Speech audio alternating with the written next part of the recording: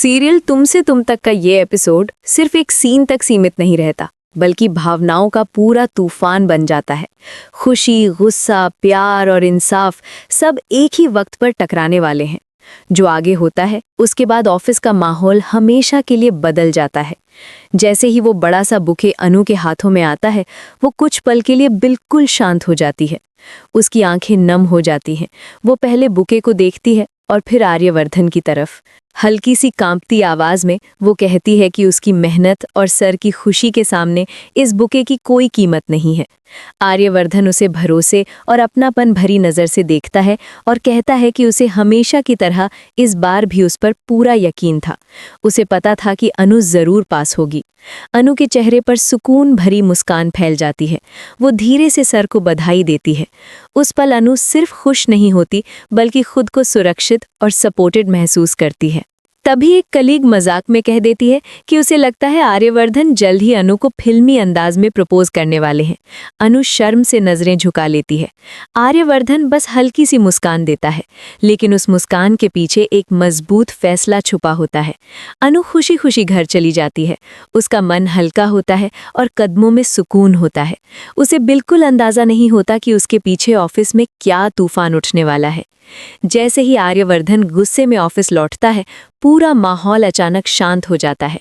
उसके चेहरे पर वो ठंडा गुस्सा होता है जो सबसे ज्यादा खतरनाक माना जाता है। वो ऊंची आवाज में मीरा का नाम लेता है। आवाज ऑफिस के हर कोने में गूंज जाती है।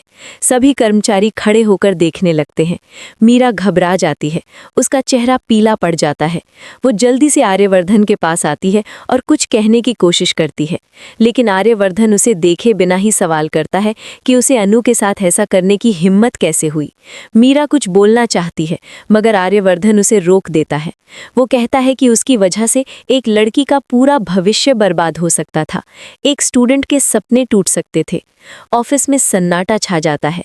मीरा के हाथ कांपने लगते हैं और उसकी आंखों में डर साफ नजर आने लगता है।